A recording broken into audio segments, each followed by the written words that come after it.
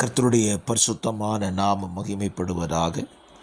ஆசீர்வாதமான ஒரு நல்ல காலை வேளையிலே பாளையங்கோட்டை இந்திய தேவ சபையிலிருந்து கர்த்தருடைய வார்த்தையை உங்களுக்கு சொல்வதில் மிகுந்த சந்தோஷம். இந்த காலை நமக்கு வேத வசனத்தினுடைய ஆசீர்வாதங்களை தேவன் தருவாராக. உபாகமம் 9ஆம் அதிகாரம் 29 வசனங்களை உள்ளடக்கின ஒரு அதிகாரம். மோசேயின் இருதயத்தில் இருந்ததை தேவ ஜனங்களோடு கூட மறுபடியும் பேசிக்கொண்டிருக்கிற ஒரு ஆகமம்தான் உபாகமம்.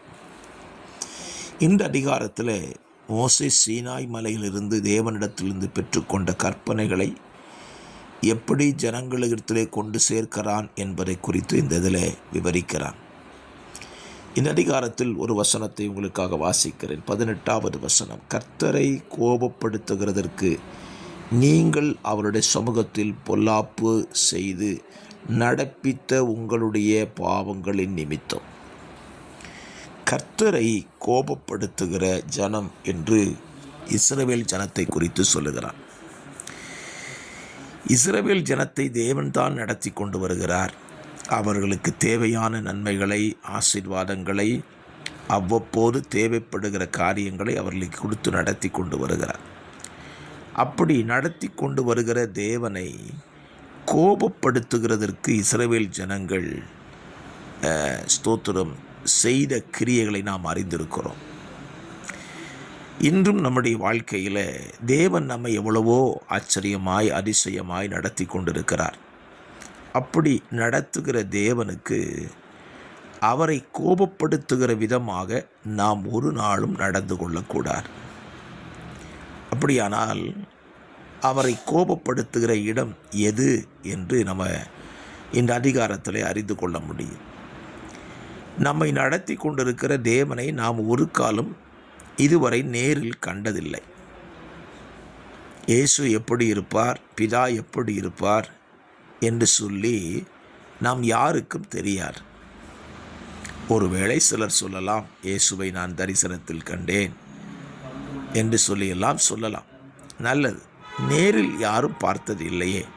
அப்படியானால் நேரில் பார்க்காத ஒரு நபரை நம்முடைய கற்பனையின்படி, நம்முடைய கைத்திறமையின்படி ஒரு உருவத்தை உருவாக்கி இவர்தான் இயேசு என்று சொல்லி நாம் அவரை வழிபடுவோமானால் அது அவரை கோபப்படுத்துவதற்கு ஏதுவான ஒரு செயல். இஸ்ரவேல் ஜனங்கள் செய்த காரியம் என்ன? அவர்கள் பண்டிகை கொண்டாடினது என்னவோ கர்த்தருக்கு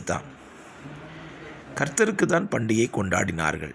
ஆனால் அந்த கர்த்தர் எப்படி இருந்தார்?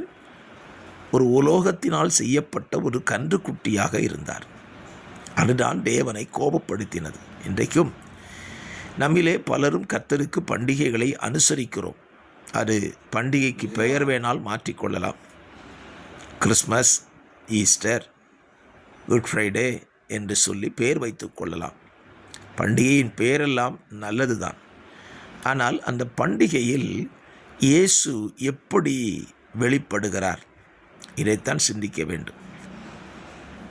ஆரோன் இஸ்ரவேல் ஜனங்களுக்கு சொன்ன வார்த்தை என்ன? கர்த்தருக்கு பண்டிகை என்று தானே சொன்னான்.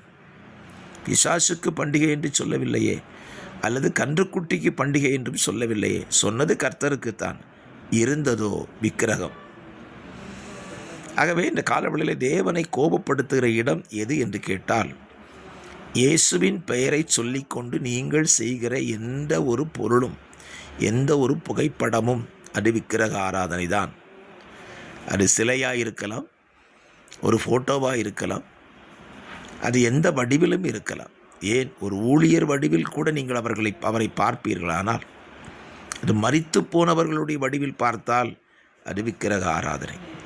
ஆகவே தேவனை கோபப்படுத்துகிற எந்த செயலையும் நீங்கள் இன்றைக்கு உங்கள் வாழ்க்கையிலோ செய்யாதிருங்கள்.